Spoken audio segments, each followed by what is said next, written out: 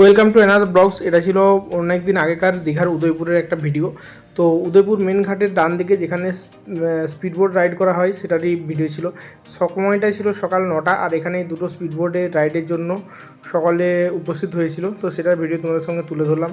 এইখানে দেখো প্রতিটা স্পিডবোট ছিল। স্পিডবোটে কিন্তু যারা উঠেছিল তাদের লাইফ জ্যাকেট অবশ্যই দেওয়া হয়েছিল।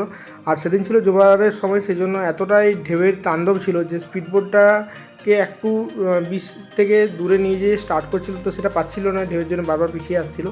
আর পার হেড ভাড়া নিয়েছিল প্রায় 150 টাকা করে এই স্পিডবোটে যাওয়ার জন্য। তো দেখতেই পাচ্ছ ঢেউয়ের এত জোর ছিল যে পিছন থেকে পিছিয়ে নিচ্ছে। এখানে এই স্পিডবোটটাকে বিচ থেকে একটু দূরে নিয়ে যেয়ে স্টার্ট করা হয়, যাতে ওর যেটা পিছনে ব্লেড থাকে সেটা যাতে সম্পূর্ণ জলে ডুবে থাকে, সেই জন্য একটু দূরে নেওয়া যাওয়া হয়। তো অনেক চেষ্টা করে স্পিডবোটের যে দাদা ছিলেন, যিনি ড্রাইভার বলে তিনি অনেক কষ্ট করে স্টার্ট করলেন। আর ঢেউয়ের এত জোর ছিল যে স্পিডবোটটাকে জলের মধ্যে ঢুকিয়ে দিচ্ছিল।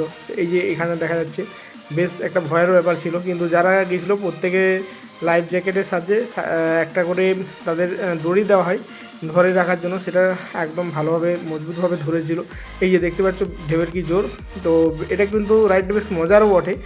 আর এরা প্রায় 4-5 কিলোমিটার দূরে নিয়ে যায়, সেখানে কিছু ধরে স্টে করায়, তারপর আবার ফেরত নিয়ে আসে। তো সেটাই দেখছিলাম, অনেক দূরে নিয়ে গেছিলো। এই যে দেখতে পাচ্ছ অনেক দূরে আরেকটা স্পিডবোট এখনও চালু হয়নি। যাই হোক, ওদের হয়তো জনসংখ্যা কম, সেই জন্য এখনও স্টার্ট করেনি।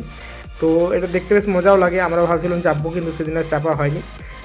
তো এই যে অনেক দূরে গেছিলো। থ্যাংক ইউ ভেরি মাচ ভিডিওটা দেখার জন্য। কেমন লাগলো একটু অবশ্যই জানিও। আর অনেক অনেক ভালো থেকো সকলে।